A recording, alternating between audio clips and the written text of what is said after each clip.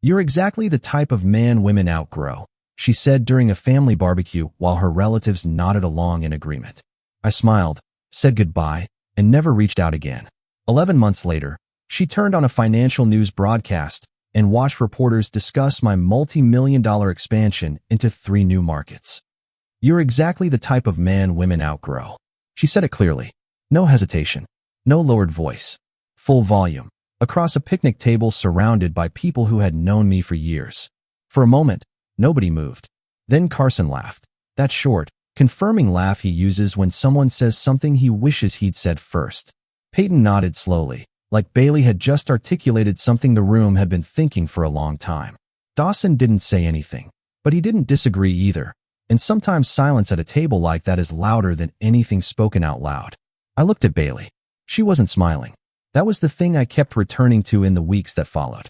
People say cutting things at parties and then soften them with a grin, a shrug, some signal that they didn't entirely mean it. Bailey didn't do that. She was watching me with the particular calm of someone who has been waiting to say something for a very long time and has finally found the right audience. This wasn't a joke. This was a verdict. Delivered publicly, in front of her cousin, her uncle, her family friends, and 3 people who had been at our housewarming dinner 14 months earlier. I felt the weight of it settle across my shoulders the way weather changes before a storm. Not loud, not dramatic, just a shift in pressure that tells you something is different now and won't be going back. I smiled. Not a wounded smile. Not a performance. Just the small, even expression of someone who has received information and decided what to do with it. "I hope that works out for you," I said.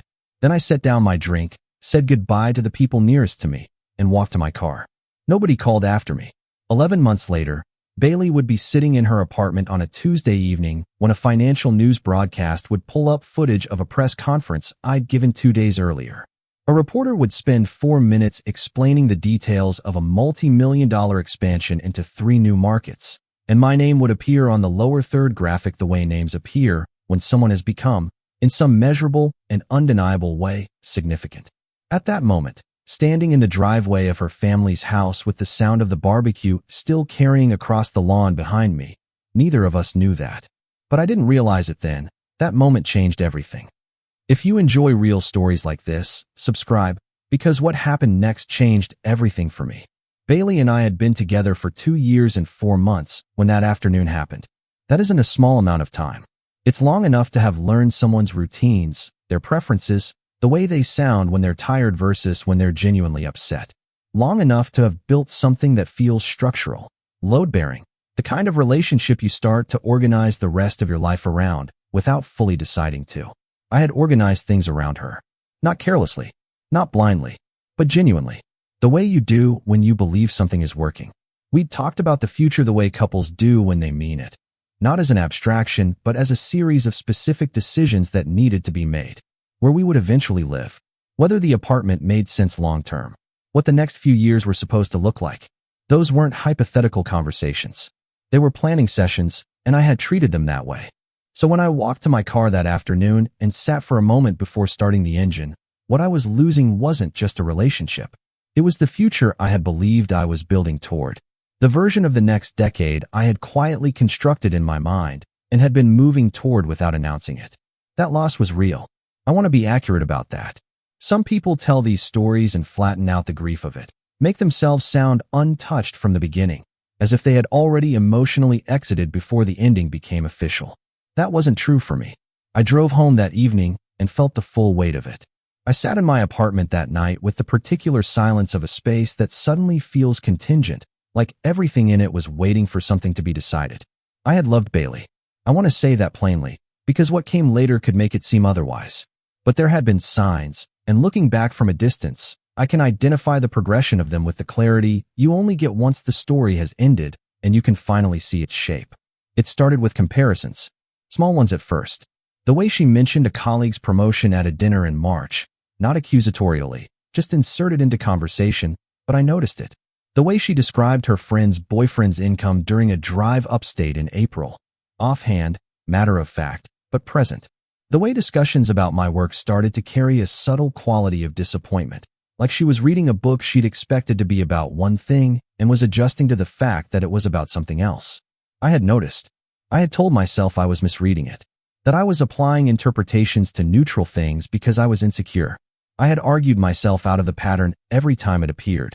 Looking back now, one comment from that afternoon in particular made sense months later. Something Carson said before Bailey's verdict, something that clarified what the whole scene had actually been about. I'm not ready to explain it yet, but I will. Her family's backyard was the kind of space that had been hosting gatherings like this for decades. The lawn was wide and sloped gently toward a tree line that had probably been there since before anyone at the table was born. There were string lights that someone had put up years ago and never taken down. The furniture was mismatched in the comfortable way of things that have been added to slowly over time. Folding chairs from one era, a heavy wooden picnic table from another, a newer grill that looked slightly out of place but had become central to everything.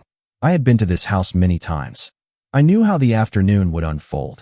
The early arrivals, the ice in the coolers, the gradual gathering of more people, the shift from afternoon light to evening light, the conversations that moved from one cluster to the next the way they always do at gatherings like this. I had participated in all of it before and had felt, until that afternoon, genuinely comfortable inside it. I arrived with Bailey around 2 o'clock. Her mother greeted me at the door with the warmth she had always shown me. Dawson shook my hand in the driveway and asked about work in the conversational way people do when they aren't especially interested in the answer. Peyton and her husband were already at the table. Carson arrived 20 minutes after us with someone I hadn't met before, a friend from his work who mostly listened and didn't say much. For the first 2 hours, everything was normal. The food was good. The afternoon was warm without being too warm. The conversations moved the way they're supposed to move at these things, lightly, easily, without weight. Then something shifted. I noticed it the way you notice a change in a room's temperature, gradually at first, then all at once. It started when Carson began talking about a development deal he was involved with. He was proud of it, visibly so, and described it with the particular energy of someone who wants to be asked follow-up questions. Peyton asked them. Bailey leaned in. Dawson nodded at the numbers Carson mentioned the way older men nod at numbers they respect. The conversation opened into something larger. Ambition, success, what it looked like, what it required, what separated people who achieved it from people who didn't. I listened more than I spoke during this portion of the conversation, which I didn't think much of at the time. I'm not someone who needs to perform competence at a picnic table. I didn't feel defensive. I wasn't tracking the conversation as a contest. That was probably a mistake, because at some point, I can identify roughly when, though the transition was smooth enough that I didn't mark it in real time, the conversation stopped being about Carson's deal and started being about me. Not directly, not immediately. First it was general, the kind of man who maximizes opportunity versus the kind who waits. The kind of mindset that scales versus the kind that stalls. Bailey was contributing more than anyone else now. She had opinions on this. Specific ones. Delivered with the confidence of someone who has thought about it for a long time and has finally found a room willing to hear it. Carson agreed. Peyton agreed. Dawson nodded in that particular way of his. Tucker, who had arrived late and was mostly there for the food, agreed with things without fully tracking what was being agreed to. And then Bailey looked at me across the table. Not with cruelty, exactly. With something more complicated than cruelty. With the expression of someone who has made a decision and is now executing it in the way they rehearsed. You're exactly the type of man women outgrow. The sentence landed in the silence after a conversation has reached its intended destination. Carson laughed. Peyton nodded. Dawson looked at his drink. Nobody said anything that contradicted it. The family friend whose name I never caught seemed to find something interesting to look at on the tablecloth. I didn't argue.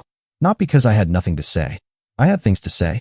But argument would have required me to accept the framing, to stand up inside the courtroom of her family's opinion and make a case for myself. I wasn't going to do that. Not there. Not in front of people whose conclusions had clearly been reached before I arrived. I noticed something then. Bailey's expression, after she delivered the verdict and the table confirmed it, flickered briefly into something unexpected. Disappointment. Not at the outcome. At my response. She had expected something. Emotion, protest, a visible reaction that would confirm the story she was telling about me to the people around her. She'd expected me to perform the role she'd written. I smiled instead. I hope that works out for you. At the time, sitting across that table with Carson still chuckling and Peyton nodding along, I thought that was the worst part of the afternoon. It wasn't. She found me in the driveway before I reached my car. I had said my goodbyes calmly, shook Dawson's hand, nodded at Carson, thanked her mother for the food. Nobody stopped me. The table had moved on to something else by the time I stood up. These things find their own momentum once they start. Bailey caught up to me near the gate. "That's it," she said. "What did you expect?" She didn't answer that directly. She moved instead to the larger conversation, the one I understood now had been building for a long time and had been using that afternoon as its scheduled arrival point. She said I wasn't moving fast enough. She said I thought too small. She said she had changed and I hadn't.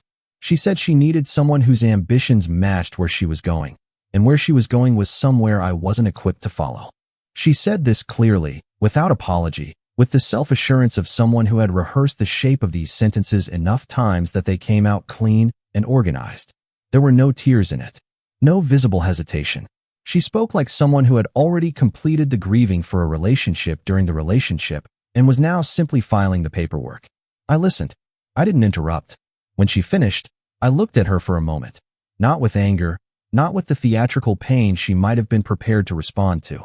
And I said, "Okay." Just that. "Okay." The expression that crossed her face when I said it was something I hadn't expected. It wasn't relief. It wasn't satisfaction. It was something closer to frustration, the particular frustration of someone who has constructed an elaborate departure and found no one waiting to receive it. She had built toward a scene. I hadn't shown up for my part. She may have wanted me to fight for it. I had nothing to fight with. Not because I didn't care. I did. I still did. Standing in that driveway in the late afternoon with the sound of the barbecue behind her, I felt the loss of what we'd been, but because I had understood something in the previous hour that rearranged my thinking. She had done this publicly. She had chosen that table, those witnesses, that audience, on purpose. Whatever story she had decided to tell about me, she had needed people to hear it. That wasn't a conversation. That was a performance, and I had been cast as the supporting character in it. You cannot negotiate your way out of someone else's narrative about you. I said goodbye. I meant it in the full sense of that word. That evening, I removed her number from my phone. Not dramatically, not with ceremony, just the quiet, administrative act of someone closing a chapter. I didn't send a final message. I didn't explain myself. I didn't reach out to mutual friends to share my version of the afternoon. No contact. Not as a strategy. Not to make a point. Because I had genuinely reached the end of something and I knew it. And I found in my life that the cleanest way to leave is simply to leave. One last message had come through while I was driving home. Something about how she hoped I understood and how she didn't want things to end badly. I read it once. I didn't respond. After that, silence. Complete, deliberate, and as it turned out, clarifying. The first month was quieter than I expected. Not easier. Quieter. There's a difference. Quiet is the texture of absence. The routines that no longer have the context they were built around. The Tuesday evenings that suddenly have no plan attached to them. The instinct to share something that arrives before the reminder that there's no one to share it with. I sat with that for a while. I didn't rush past it. I didn't fill the space immediately with noise and activity because I'd read somewhere that you're supposed to keep moving. I let the quiet exist. And then, somewhere around the 5th or 6th week, I started working. Not harder exactly. Differently. With a kind of focus that I hadn't been able to sustain before.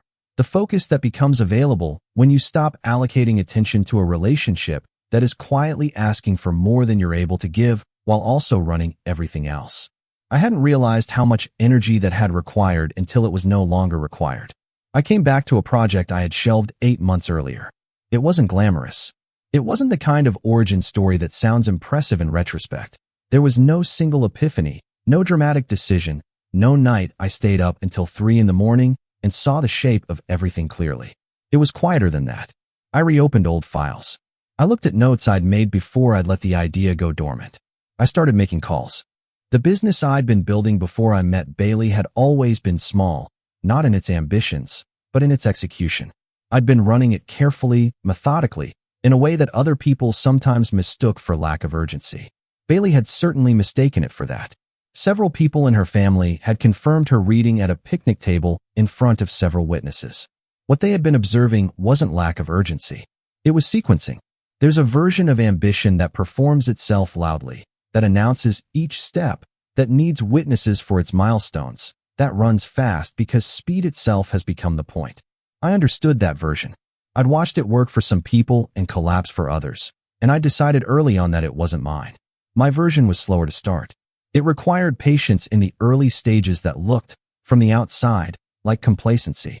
It required building things in a sequence that made sense structurally rather than a sequence that made for a good story at a barbecue. Bailey had found this inadequate. She wasn't wrong that it was slow. She was wrong about what the slowness meant. I'm not sure when I understood this completely. It came gradually, in the way real clarity tends to come, not as an announcement, but as an accumulation. By the time I could articulate it, I had already been operating from it for weeks. Around the 8th week, something happened. I'm not going to explain it fully yet, but it began with a phone call from someone I hadn't spoken to in 2 years. Someone who had tracked my work over that time and had a question he wanted to ask me in person. I almost didn't take the meeting. I took the meeting. His name was Grant. We had crossed paths briefly at an industry conference 3 years earlier and had maintained the occasional, low-frequency contact that professional relationships sometimes sustain over time without either party doing much to cultivate them.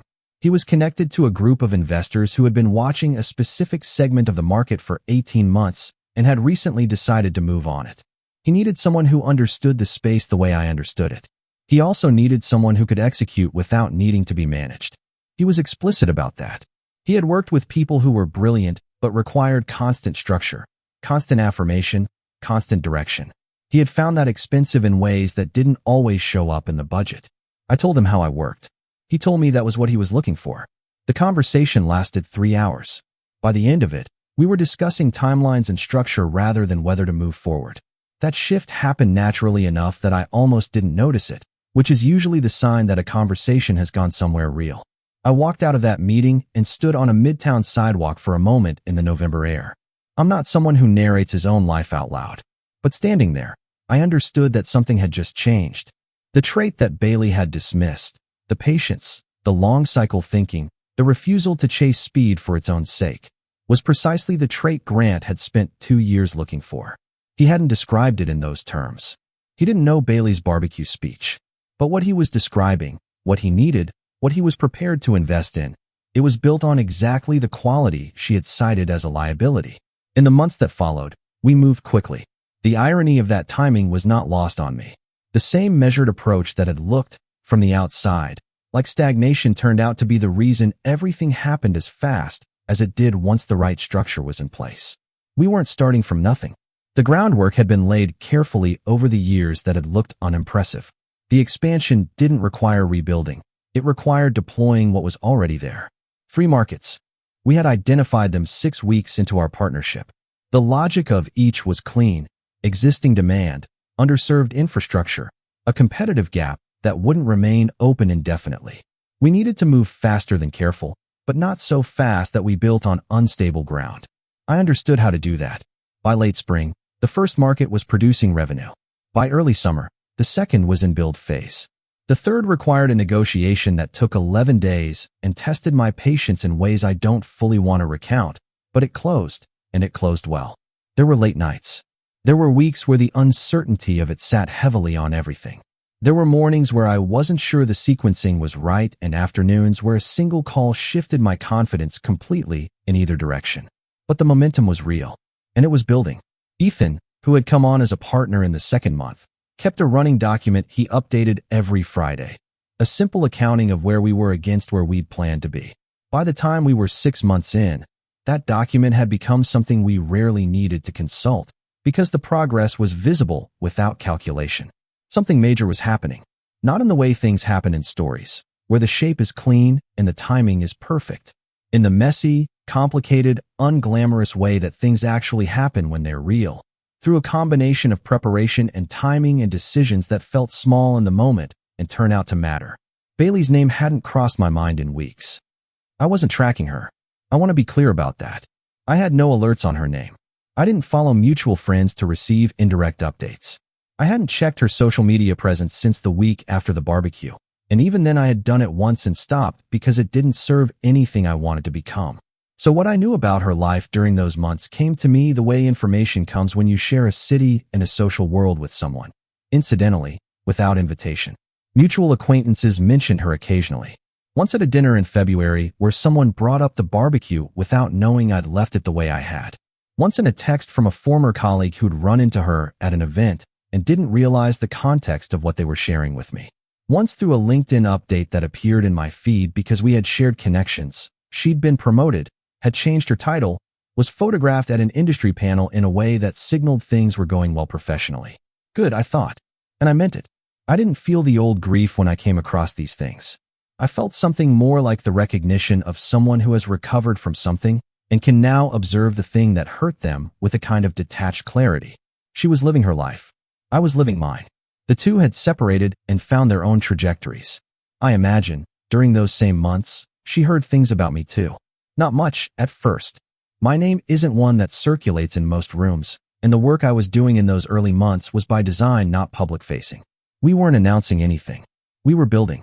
But the industry is smaller than it looks from the outside. Someone mentioned our company at a networking event in March. A trade publication ran a brief mention of the expansion in April, not a profile, just a line in a roundup of notable market movements, the kind of thing you'd miss if you weren't looking for it. I heard from Logan, who moved in overlapping circles with Bailey's professional world, that she had seen the mention and hadn't reacted visibly, had moved past it the way you move past information that doesn't seem relevant to you. Fair enough. Then in May, a longer piece ran in a business journal. It wasn't about us specifically, but we were named prominently in a section about new market entrants in our space. The company was described in terms that were accurate, but that, if you had known me 2 years earlier, would have required some adjustment of your existing mental model. I heard, again, indirectly, without seeking it, that someone in Bailey's office had mentioned the article, that she had looked at it briefly, that she had made a comment I won't speculate about, because I only have second-hand accounts of it, and second-hand accounts of moments like this are almost always more narrative than accurate. What I know is that by midsummer, my name was appearing in places it hadn't appeared before. Not on the front page of anything. Not yet. But in the periphery of conversations, in the margins of trade coverage, in the occasional social post from someone I'd worked with who had reason to make the connection public. The world Bailey had declared I would always be limited to was changing shape. I don't think she was paying close attention. Then someone mentioned, casually, at something she was attending in September, that a company they'd been reading about had just confirmed a third market expansion and was expected to receive significant coverage in the coming weeks. She asked whose company. The person told her. And according to Logan, who was there, something crossed Bailey's face in that moment that he hadn't seen before. I didn't ask him to describe it further. The biggest reveal still hadn't happened. It was a Tuesday. That's how these things usually work. The moments that reframe something significant don't arrive on the days you've designated for significance. They arrive on Tuesdays, in apartments, during the ordinary section of an ordinary evening. Bailey had been home for an hour. She'd eaten, changed, and had the television on in the way people have the television on when they're not fully watching it, as background, as company, as the ambient sound of a room that would otherwise be too quiet. The financial news channel was running. She'd had it on that channel since spring, part of a broader professional habit she'd been cultivating. She watched it without always fully watching it, the way you listen to music you know well, tracking it enough to notice when something changed, otherwise letting it run beneath whatever else occupied her attention. The segment before the one that mattered was about interest rate projections. Standard content. The kind of broadcast material that flows past you without catching on anything. Then the graphic changed. The reporter who came on was someone I recognized from a press event we'd participated in the previous month. She was good at her job, specific, clear, unhurried in the way television reporters are when they know they have time to actually explain something rather than abbreviate it. She began with context. The expansion model. The markets. The scale of the operation relative to what had existed in the space before. She had done her research. The numbers she cited were accurate. The characterization of the growth timeline was precise enough that it surprised me when I watched the broadcast later. She had understood the sequencing better than most people I'd explained it to directly. Then the footage from the press conference appeared. I was standing at a podium in a conference room I recognized immediately. We'd chosen it specifically for the acoustics and the light. I was speaking clearly. I was explaining something to a room of reporters and analysts with the ease of someone who had long ago made peace with the size of the thing they'd built. I looked different from how I'd looked at a barbecue 11 months earlier. Not physically. Something less visible than that. Something in the posture, in the absence of apology, in the particular quality of a person who is standing inside something they built and knows it. Bailey, on her couch, became very still. I don't know exactly what moved through her in that moment. I can tell you what the reporter said, Because I've seen the broadcast, multi-million-dollar expansion, 3 new markets, growing national presence, a company that had emerged from a quiet build phase into something that was now, by any measurable standard, significant. I can tell you that the graphic that appeared beside the footage included the company name and a series of figures that, if you had spent time with me during the years I had been called too slow and too small, would have required a significant reordering of the model you had built. I can tell you that the broadcast ran for 4 minutes. I cannot tell you what 4 minutes feels like when you are watching it from Bailey's position. What I can tell you is that the broadcast had barely ended before her phone lit up. A text from Peyton, then one from her sister, then something in the family group chat. A chain of messages that began when one of her relatives saw the broadcast on their own television and sent the link without preamble. Then the responses. Then the reactions.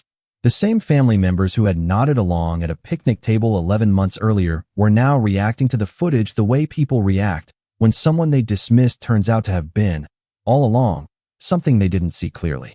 Carson, who had laughed, sent a message I won't reproduce because it isn't mine to share, but which Logan, who heard about it, described as notably different in tone from anything he'd expressed at that barbecue. The group chat kept going. Bailey's phone kept illuminating. She sat there in the quiet of her apartment while the financial news moved to its next segment, and I imagine, though I cannot confirm, that the sentence she had delivered across a picnic table came back to her with the particular clarity of words heard differently once you know how the story ends. You're exactly the type of man women outgrow. The man she'd said that to was on television. That's all that needs to be said about that. She reached out in October. A single message, carefully written, the kind of message that takes a long time to draft because the person writing it is trying to achieve several things simultaneously and isn't sure how to weight them. It acknowledged what she'd seen. It said something about time and perspective. It said she hoped I was doing well in a way that wanted to be more than it was presenting itself as. I read it. I didn't respond. Not because I was angry. By October, I wasn't angry. I had moved through whatever needed to be moved through and had come out on the other side of it in a place that didn't require anything from Bailey. Not her apology, not her revised opinion, not her acknowledgement that she had been wrong. I didn't need her to have been wrong. What happened at that barbecue had happened. What she had said had been said. What her family had confirmed had been confirmed. And then I had gone home and built something while she was watching other things. And now here we were, her watching a broadcast, me continuing to move. The door was closed. Not violently. Not as punishment. Just closed. The way doors close when everything that needed to happen on the other side of them has already happened. She reached out twice more over the following months. The messages followed a similar shape, reflective, a little tentative, reaching towards something without quite naming it. I read them each time. I didn't respond to any of them. Ethan asked me once, during a late evening at the office in November, whether I'd heard from her. I told him yes. He asked what I'd said. Nothing, I told him. He nodded like that made sense. It did make sense. I had made peace with the whole arc of it, the relationship, the barbecue, the silence that followed, the work that filled the silence. I wasn't carrying any of it as injury anymore. It had become, at some remove, simply the story of a thing that happened and of who I became in the space that opened up when it ended. Some people mistake quiet growth for lack of potential. They see the absence of performance and read it as the absence of progress. They confuse announcement with advancement. They watch someone move carefully, methodically, without broadcasting each step, and they conclude that nothing is moving. The thing about quiet growth is that it doesn't require witnesses. It doesn't need to be confirmed by the room. It doesn't need the table to agree. It proceeds whether or not it's being observed, whether or not it's being narrated, whether or not the people who once had opinions about it are still paying attention. I had been exactly the kind of man Bailey described. Patient, measured, unhurried in ways that read, from the outside, like complacency. She had been right about what I was.